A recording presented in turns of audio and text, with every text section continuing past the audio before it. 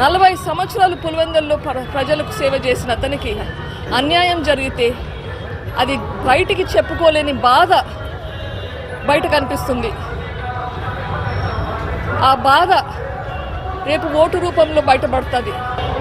ఈరోజు ప్రజల్లో తిరుగుతుంటే నాకు చాలా ధైర్యం వస్తుంది. ప్రజలకు న్యాయం వైపు ఉన్నారు అన్న నమ్మకం నాకు కలుగుతుంది. రోజు రోజుకి ఇంకా